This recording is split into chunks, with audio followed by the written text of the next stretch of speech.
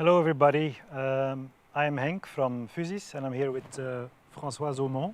Hello Henk, hello everybody. Hi, Françoise, you are managing partner of Archipelago, an architectural bureau of about more than 100 people, I think, right now. You are based in Leuven and in Brussels. And I checked this morning the purpose of your organization. Obviously, you are becoming a very purpose-driven organization.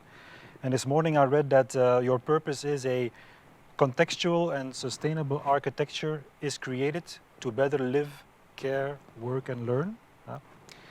That is something we have been working on in implementing this purpose-driven organization based on collaborative governance, autonomy.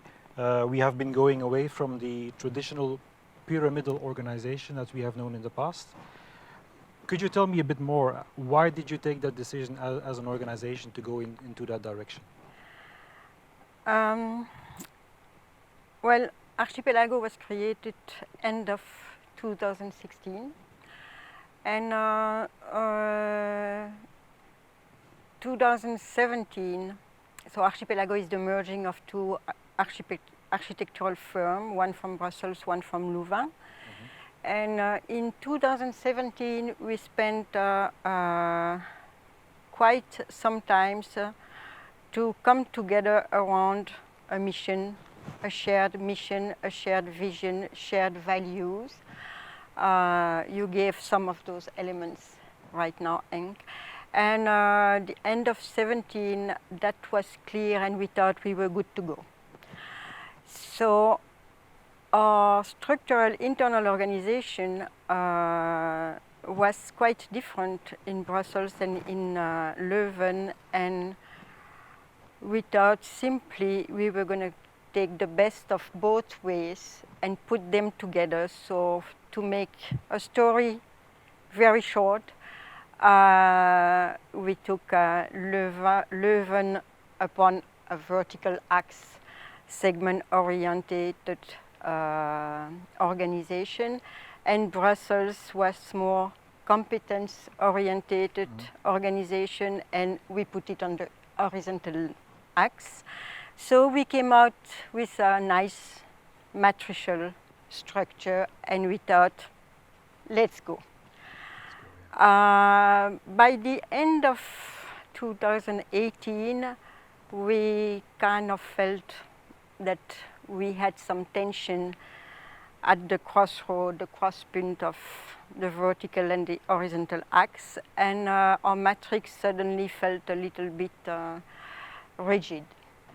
And so we have we made a whole process of what can we do, and that's how we came across the collaborative governance organization. And we thought, why not?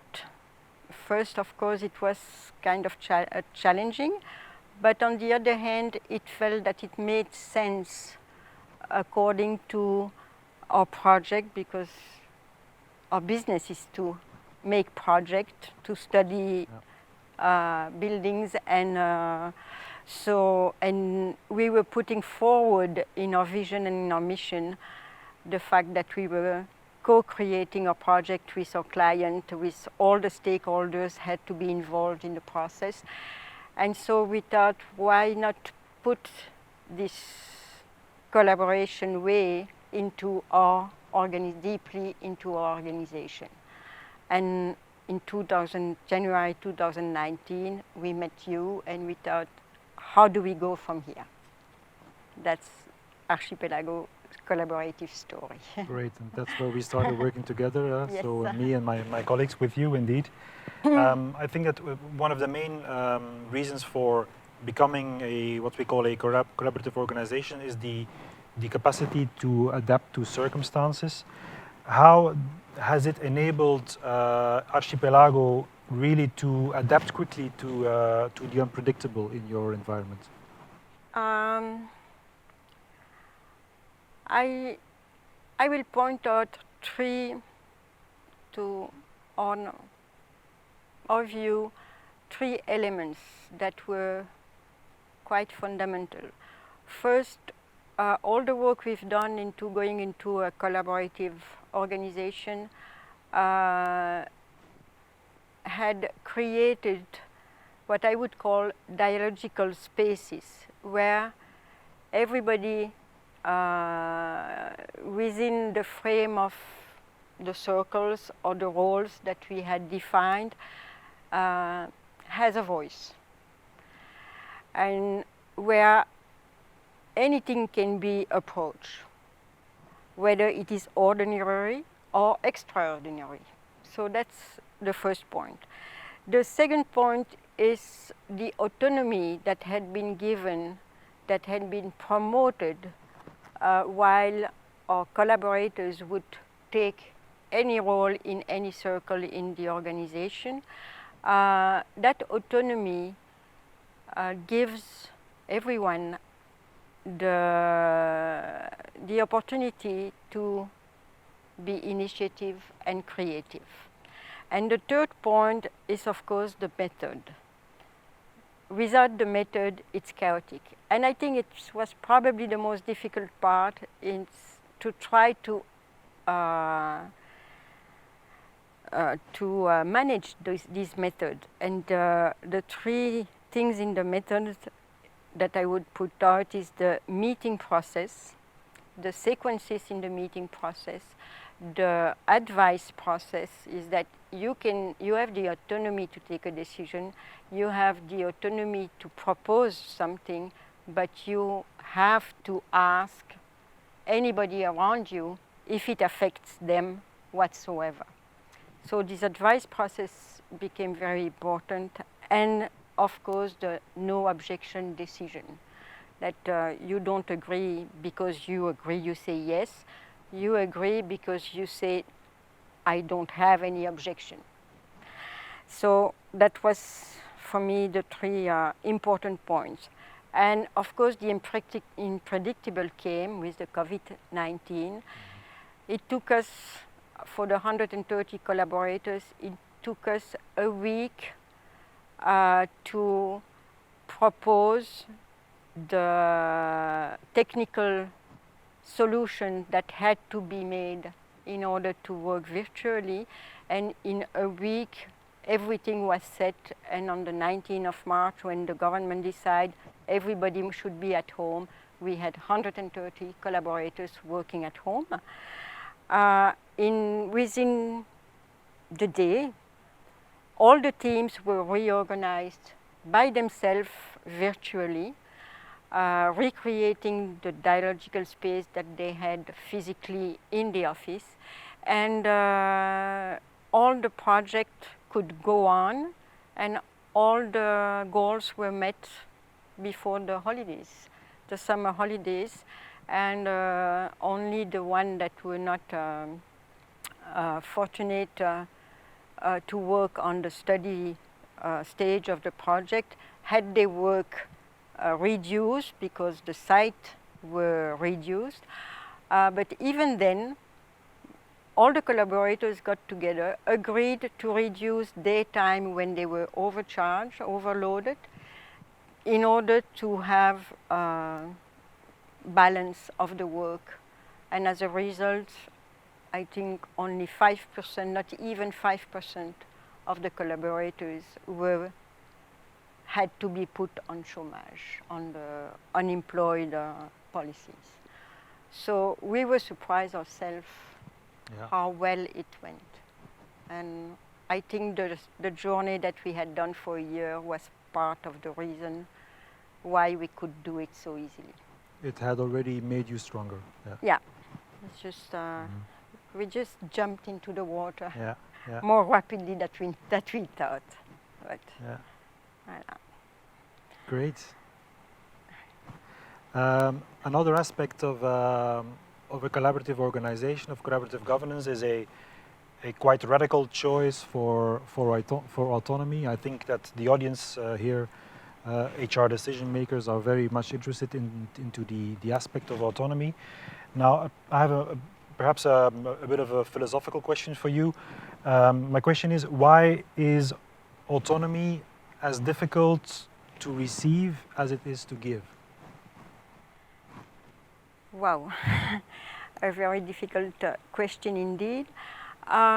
First of all, I think we have to put that in within context.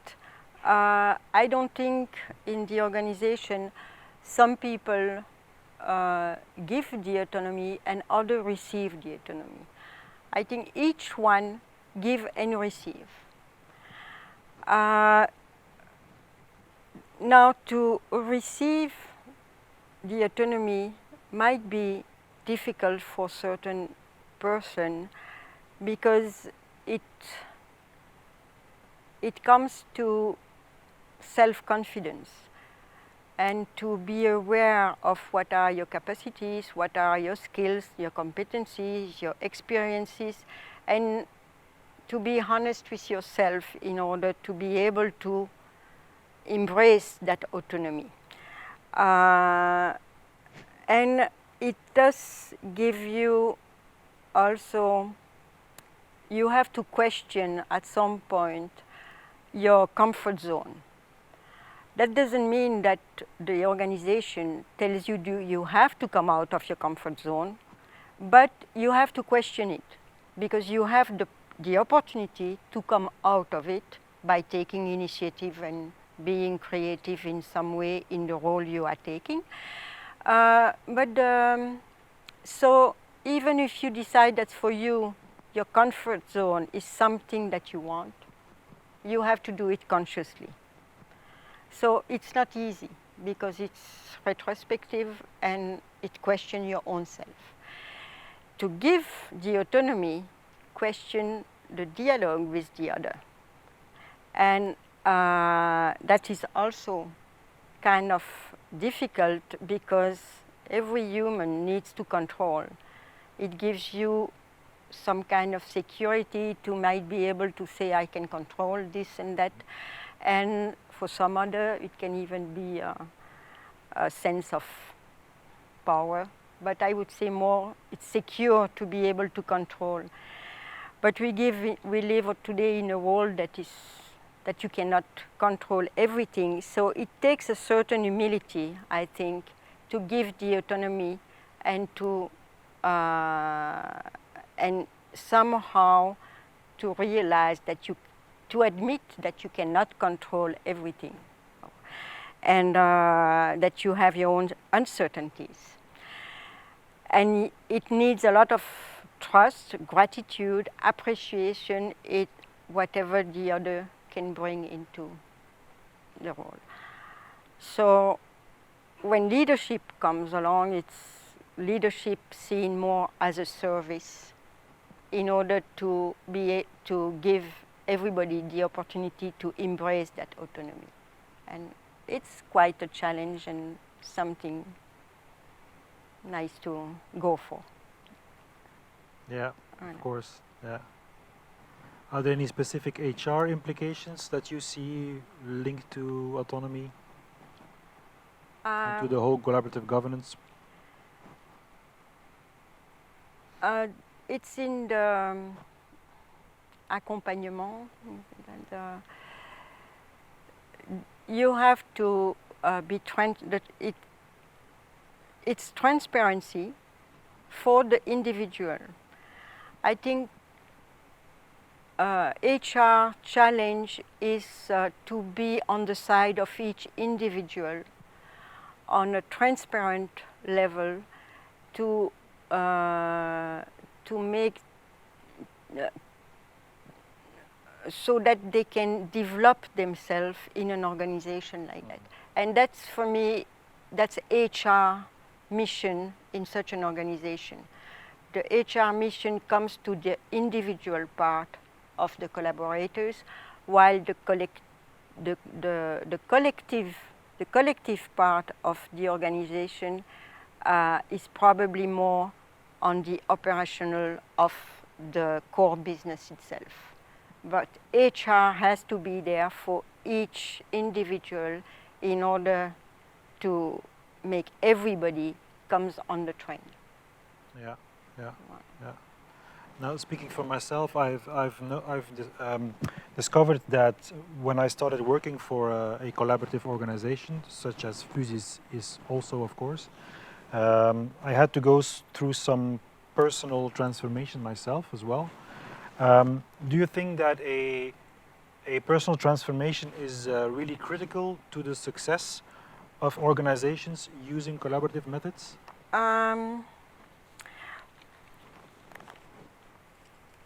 I don't think it's critical, because a personal transformation is an individual matter.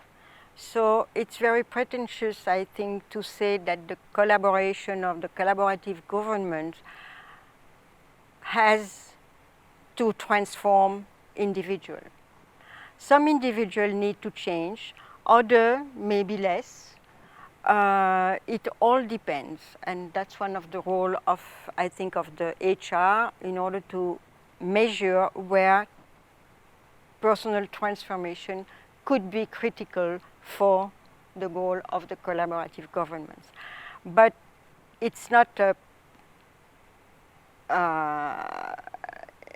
préjugé. For me, then comes to the success of organization that are using the collaborative method.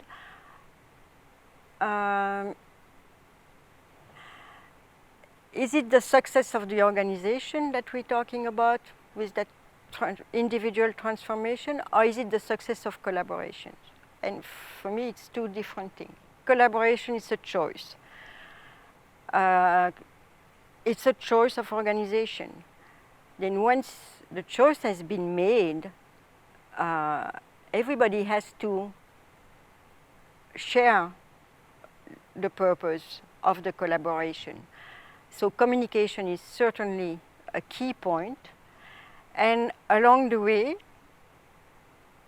people will need to change, and collaborative organization is the only thing that we know in this world and that never change is the change itself.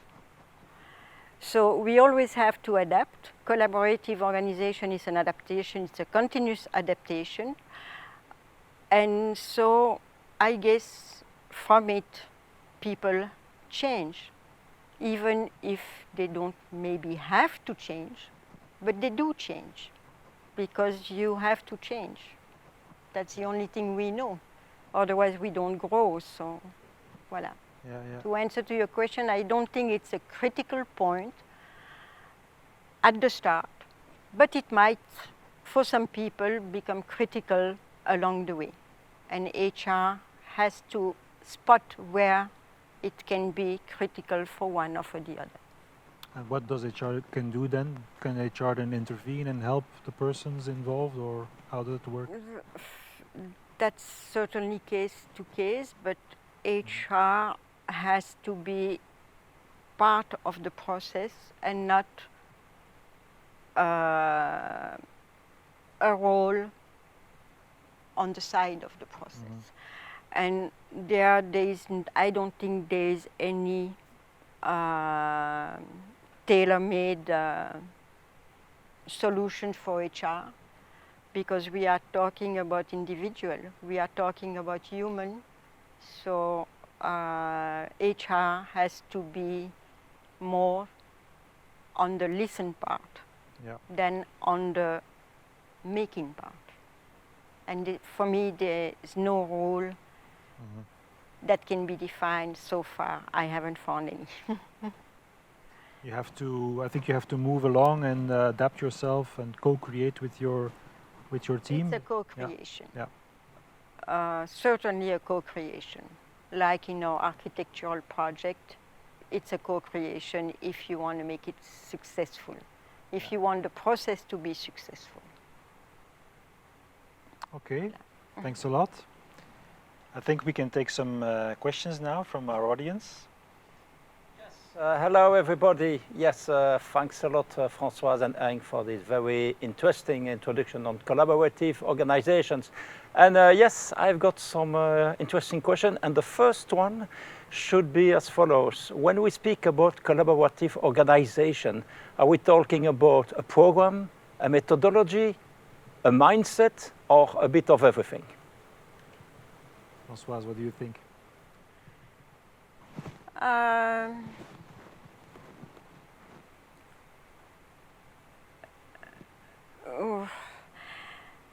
Certainly a mindset around a purpose. When we're talking about collaborative organization, it's bringing people together around a shared purpose, a shared vision, and shared value. It's also sharing decisions.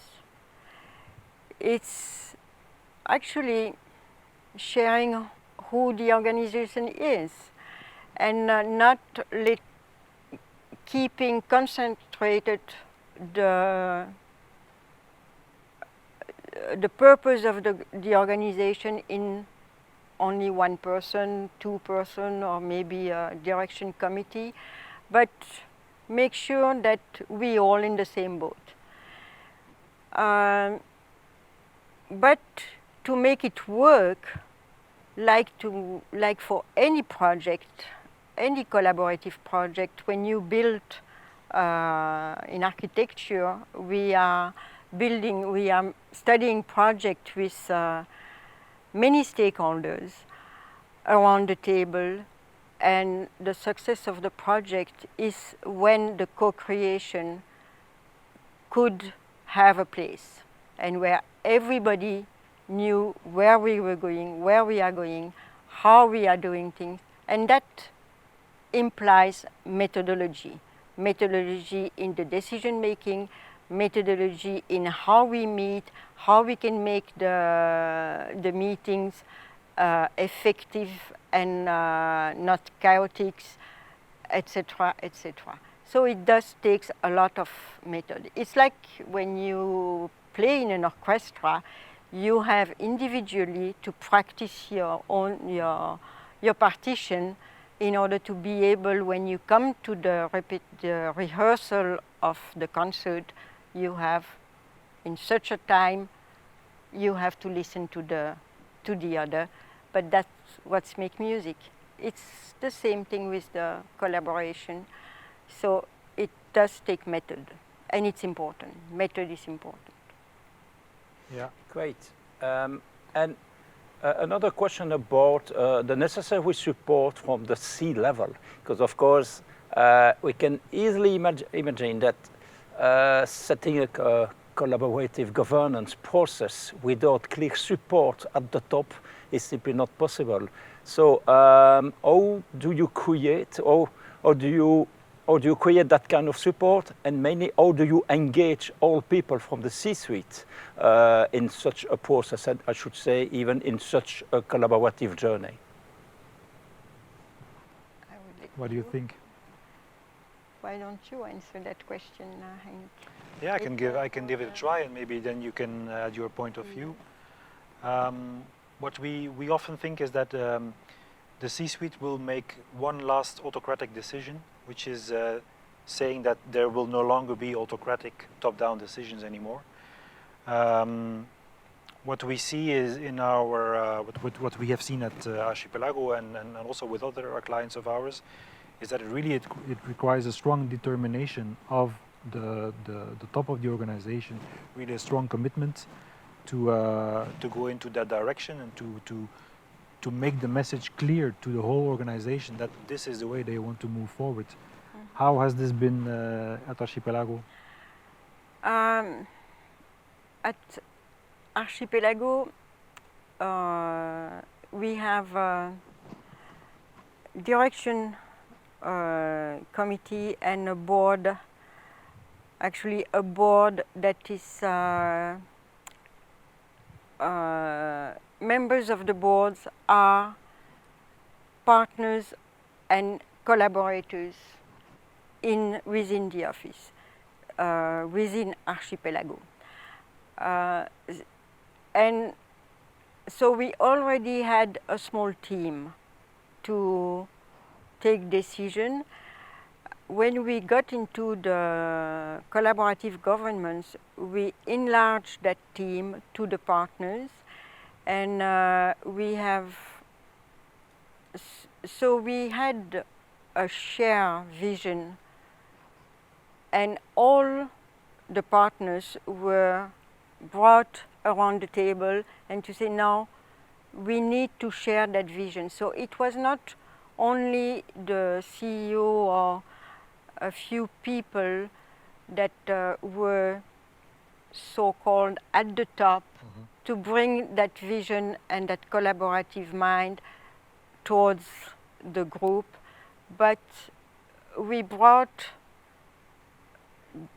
directly from the beginning the partners, the young partners, the board with the direction committee in order to spread the purpose, not from one person down, but from little rivers. It was not a solo decision, it was really a group decision. No, it was a group, it was already a group decision, so it was probably easier than with companies where the decision is in one person's head. So for that, I think we had all the conditions that needed to make that steps, and so we did it. It's definitely a strong condition to have the buy-in of the board, of the executive committee. Yes. Okay, thank you.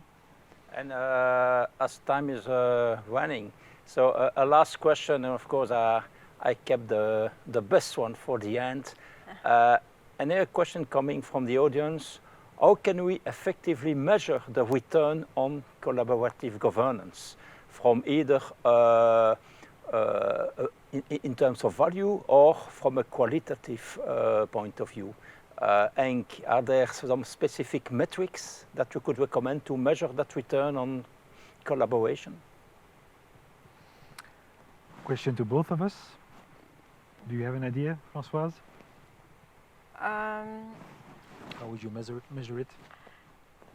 In Archipelago, well, we've been working on a in a collaborative way only since beginning of 2019, and along the way we got the COVID, so we haven't yet have clear indicators, but one major indicator is, of course, how did we survive the COVID-19 crisis.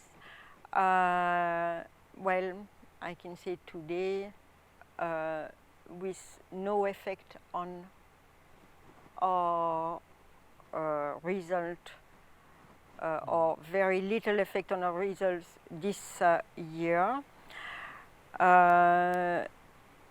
because we just could continue. So for me, it's an indicator, a very big one. Then another indicator that we can see today is that